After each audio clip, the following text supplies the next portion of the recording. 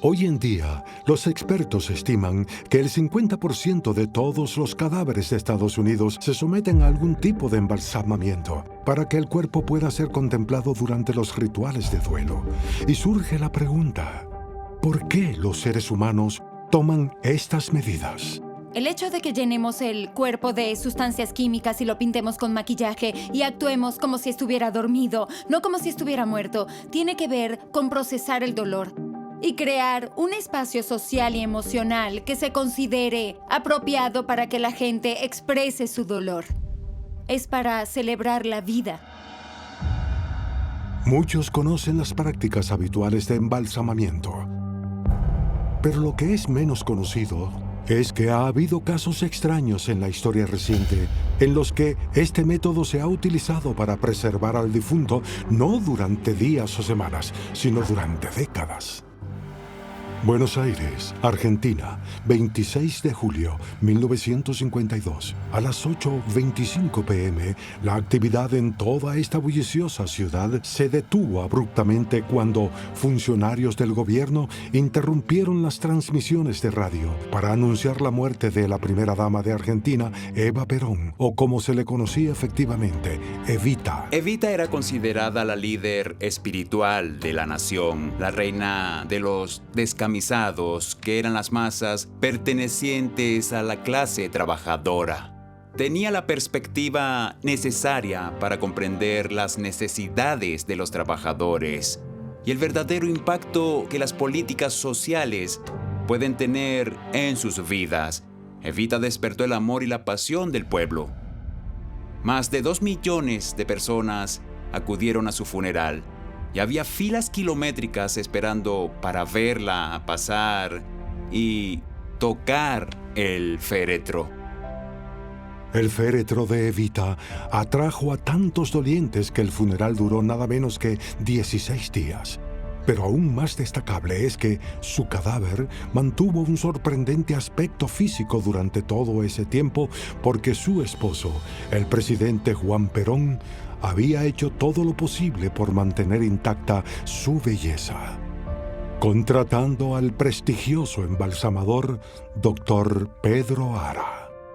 Pedro Ara escribió un libro sobre el proceso de embalsamamiento de Evita y utilizó una técnica mediante la cual drenaba la sangre del cuerpo y la sustituía por glicerina y otras ceras y plásticos. El cuerpo en realidad se vería casi como un cuerpo vivo. Embalsamarla fue una forma de perpetuar el poder que ella tenía. Estaba previsto colocar el cuerpo de Evita en un monumento funerario que mediría unos 300 metros de altura, pero nunca se llevó a cabo. El monumento funerario de Evita no se construyó porque el 19 de septiembre de 1955 Juan Perón fue derrocado en un golpe militar y el nuevo gobierno de Argentina decidió ocultar al público su cuerpo embalsamado. La ubicación de los restos de Evita fue un misterio durante 16 años, hasta que en 1971 se reveló que el gobierno argentino la había enterrado en secreto en Milán, Italia, en 1955. Tras este descubrimiento, los restos de Evita fueron exhumados y trasladados a España, donde Juan Perón vivía exiliado. Héctor Cabanillas, quien llevó el cuerpo a España, quedó maravillado al ver lo hermosa y real que se veía. Era como si Evita aún estuviera viva y estaba expuesta en la casa de Perón, según algunos relatos, en el comedor. Juan Perón regresó a Argentina y finalmente el 22 de octubre de 1976, más de 20 años después de su muerte, Evita Perón fue enterrada en una cripta familiar en el cementerio de la Recoleta de Buenos Aires. Aunque la historia del embalsamamiento de Evita es ciertamente insólita y peculiar, en los últimos años, varias personas han sido sometidas a una forma de conservación igual de radical, conocida como embalsamamiento extremo. El embalsamamiento extremo es lo que parece. Se trata de embalsamar a una persona, pero sin limitarse a dejarla tendida en un ataúd y recreando posturas que podría haber adoptado en vida. Esto permite a sus familiares y seres queridos tomarse fotos con ellos y actuar como si aún estuvieran vivos. El embalsamamiento extremo puede implicar muchas cosas diferentes. Es tan variado como la persona fallecida, pudiendo representar lo que más le gustaba en la vida. Pueden estar leyendo un libro, tocando música, conduciendo un auto, y cuando sus seres queridos vienen a verlos por última vez, los recuerdan como eran. El embalsamamiento extremo es una forma de intentar preservar ese último momento en el tiempo antes de que esa persona se haya ido para siempre. El arte del embalsamamiento extremo ofrece a los vivos una forma de aferrarse a sus seres queridos durante más tiempo. Pero, ¿habrá un modo no solo de preservar el cuerpo, sino de revivir a los muertos? Según las prácticas del vudú haitiano, quizás hay una forma de hacerlo. Tiene desventaja. Les costará su alma. Lester, Haití, 1980. En este pequeño pueblo, Angelina Narcís se dedicaba a sus quehaceres cotidianos cuando se le acercó un hombre que afirmaba ser su hermano Clervius. Quizás parezca una conmovedora historia de reencuentro, excepto por un problema. Clervius Narcís llevaba casi 20 años muerto y enterrado. Clervius era un haitiano nacido en 1922. En el año 1962, él ingresó a un hospital. Sus síntomas habían sido fiebre aguda, fatiga y había estado tosiendo sangre. Su corazón se detuvo y dejó de respirar y fue declarado muerto y sepultado. 20 años después, un hombre que aseguraba ser Clervius se presentó en su pueblo y se dirigió a su familia.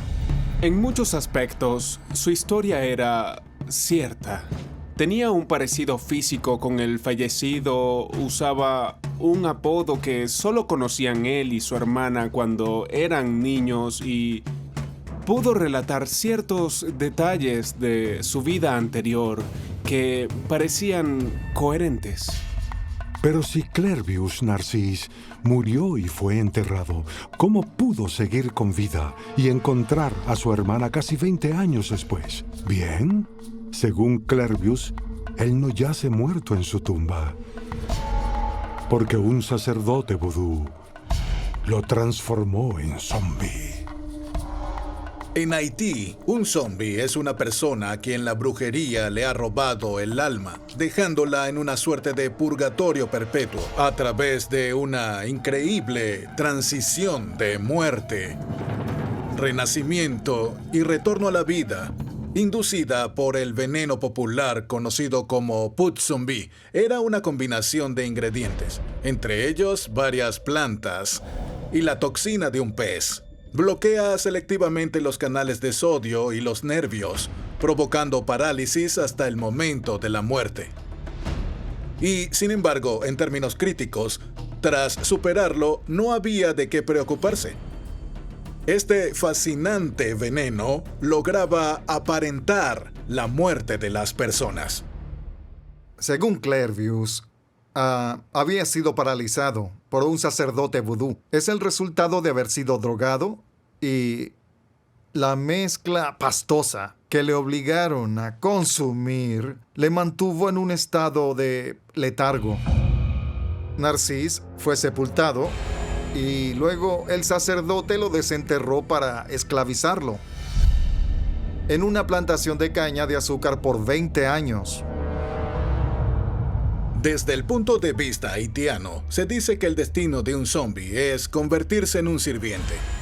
Y la pérdida de su alma, de su identidad, de su autonomía personal, se combinan para hacer de esto un destino peor que la muerte. La historia de Clervius Narcís, que fue enterrado y luego revivió como un muerto viviente, fue noticia en todo el mundo. Numerosos expertos investigaron el caso con la esperanza de arrojar luz sobre lo que ocurrió con exactitud.